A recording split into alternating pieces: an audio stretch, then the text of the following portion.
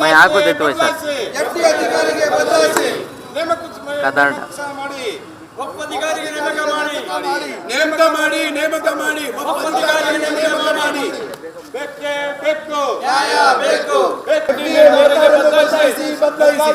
ಬದಲಾಯಿಸಿ ಎಫ್ಡಿಎ ನೇತಾರನ್ನು ಬದಲಾಯಿಸಿ ಬೇಕೇ ಬೇಕು ನ್ಯಾಯ ಬೇಕು ಬೇಕೇ ಬೇಕು ನ್ಯಾಯ ಬೇಕು ಗೆಲ್ಲುವವರೆಗೂ ಹೋರಾಟ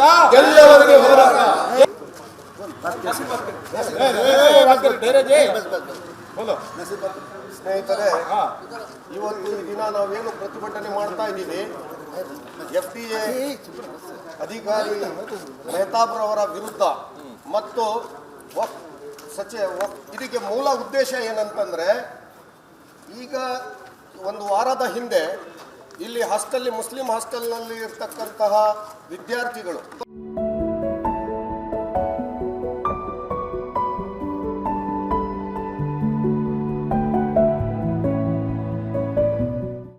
ಜಮೀರ್ ಅಹಮದ್ ರವರು ಬಂದಾಗ ಅವ್ರ ಹತ್ರ ಇಲ್ಲಿನ ಕುಂದುಕೊರತೆಗಳನ್ನು ಹೇಳಿದ್ದಾರೆ. ಆ ಸಂದರ್ಭದಲ್ಲಿ ಇಡೀ ಊರಿನಲ್ಲಿ ಆ ಸುದ್ದಿ ಆಯಿತು. ಮಾಧ್ಯಮ ಮಿತ್ರರಿಂದ ಅದು ಒಂದು ಬಹಳ ದೊಡ್ಡ ಪ್ರಚಾರವೇ ಪಡಿತು. ಇಡೀ ರಾಜ್ಯಾದ್ಯಂತ ಸಿಕ್ಕಂತಹ ಕಮಿಟಿ, ಚುನಾಯಿತ ಕಮಿಟಿಯವರು ಇಷ್ಟು ಗೊಂದಲವನ್ನು ಮಾಡಿದ್ದಾರೆ ವಿದ್ಯಾರ್ಥಿಗಳಿಗೆ ಅನ್ನುವಂಥ ಒಂದು ಮನೋಭಾವನೆ ಸಾರ್ವಜನಿಕರಲ್ಲಿ ಮೂಡಿದೆ.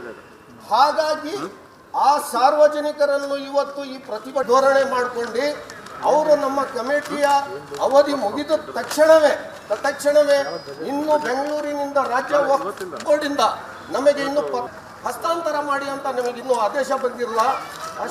ಅದರೊಳಗೇನೆ ಇವರು ಟೇಕ್ ಓವರ್ ಮಾಡ್ಕೊಂಡು ಅಧಿಕಾರ ತಗೊಂಡಿದ್ದಾರೆ.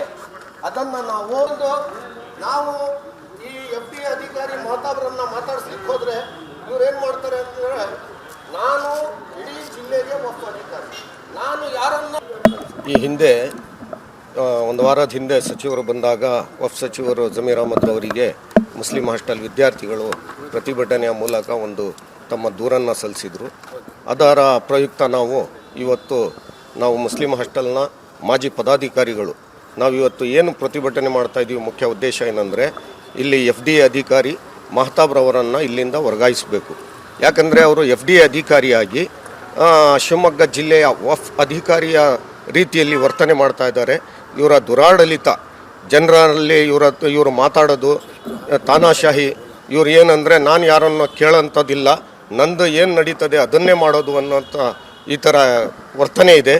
ಮತ್ತು ಇವರು ವಕ್ಫ್ ಕಾನೂನಿನ ಪ್ರಕಾರ ಕೆಲಸ ಮಾಡೋದನ್ನು ಬಿಟ್ಟು ಗುಂಪುಗಳಲ್ಲಿ ಒಡಕುಂಟು ಮಾಡುವಂತಹ ಕೆಲಸಗಳು ನಡೀತಾ ಇದ್ದಾವೆ. ಹಾಗಾಗಿ ನಾವು ಇವರು ಎಫ್ಡಿಎ ಅಧಿಕಾರಿ ಮೆಹತಾಬ್ರನ್ನ ಇಲ್ಲಿಂದ ವರ್ಗಾಯಿಸಬೇಕು. ಮತ್ತು ಇಲ್ಲಿ ಶಿವಮೊಗ್ಗ ಜಿಲ್ಲೆಗೆ ಒಬ್ಬ ಕಾಯಂ ವಕ್ಫ್ ಅಧಿಕಾರಿಯನ್ನು ನೇಮಕ ಮಾಡಬೇಕು ಅಂಥೇಳಿ ನಾವು ಮಾಧ್ಯಮ ಮಿತ್ರರ ಮೂಲಕ ನಾವು ಇವತ್ತು ಕರ್ನಾಟಕ ರಾಜ್ಯದ ವಕ್ಫ್ ಸಚಿವರಾದ ಜಮೀರ್ ಅಹಮದ್ ರವರಿಗೆ ಮತ್ತು ನಮ್ಮ ಶಿವಮೊಗ್ಗ ಜಿಲ್ಲೆಯ MLC ಬಲ್ಖೀಸ್ ಬಾನೂರವರಿಗೂ ಸಹ ನಾವು ಮನವಿ ಮಾಡ್ತಾ ಇದ್ದೀವಿ. ಇಲ್ಲಿ ಏನು ವಿದ್ಯಾರ್ಥಿಗಳಿಗೆ ತೊಂದರೆ ಆಗ್ತಾ ಇದೆ, ಊಟದ ತೊಂದರೆ ಆಗ್ತಾ ಇದೆ. ಈಗ ರಂಜಾನ್ ತಿಂಗಳು ಪ್ರಾರಂಭ ಆಗಿದೆ. ರಂಜಾನ್ ತಿಂಗಳಲ್ಲಿ ಇಲ್ಲಿನ ಮಕ್ಕಳು ಇಲ್ಲಿ ಎಷ್ಟು ದೊಡ್ಡ ಇನ್ಕಮ್ ಸೋರ್ಸ್ ಇದೆ ಈ ಹಾಸ್ಟೆಲಿಗೆ, ಅದನ್ನು ಇರ್ತಕ್ಕಂಥ ಸಂದರ್ಭದಲ್ಲೂ ಸಹ ವಿದ್ಯಾರ್ಥಿಗಳು ರಿಜ್ವಾನ್ ಮಸೀದಿಗೆ ಮತ್ತು ಶಾಲಿಮ್ ದರ್ಗಾ ಅಲ್ಲಿಗೆ ಹೋಗಿ ಬೆಳಿಗ್ಗೆ 5 ಗಂಟೆಗೆ 4:15 ಗಂಟೆಗೆ 5 ಗಂಟೆಗೆ ಸೆಹರಿ ಸಹ ಮಾಡ್ತಾ ಇದ್ದಾರೆ. ಅದೂ ನಮ್ಮ ಗಮನಕ್ಕೆ ಬಂದಿದೆ. ಇದನ್ನೆಲ್ಲ ನಾವು ವಿರೋಧ ಪಡಿಸ್ತಾ ಇಲ್ಲಿಂದ ಯಾವುದೇ ಕಾರಣಕ್ಕೂ ಮೆಹತಾಬ್ ಎಫ್ಡಿಎ ಅಧಿಕಾರಿಯನ್ನು ವರ್ಗಾವಣೆ ಮಾಡಿ ಕೂಡಲೇ ನಮಗೆ ಶಿವಮೊಗ್ಗ ಜಿಲ್ಲೆಗೆ ಒಬ್ಬ ದಿಟ್ಟವಾದ, ಒಬ್ಬ ನ್ಯಾಯಸಮ್ಮತವಾಗಿ ಕಾನೂನಿನ ಪ್ರಕಾರ ವಕ್ಫ್ ಕಾನೂನಿನ ಪ್ರಕಾರ ಕೆಲಸ ಮಾಡ್ತಕ್ಕಂತಹ ಒಬ್ಬ ವಕ್ಫ್ ಅಧಿಕಾರಿಯನ್ನು ನೇಮಕ ಮಾಡಬೇಕು ಅಂಥೇಳಿ ನಾವು ಈ ಮೂಲಕ ತಮ್ಮ ಮಾಧ್ಯಮ ಮಿತ್ರರಲ್ಲಿ ಕೇಳ್ಕೊಳ್ತಾ ಇದ್ದೀವಿ.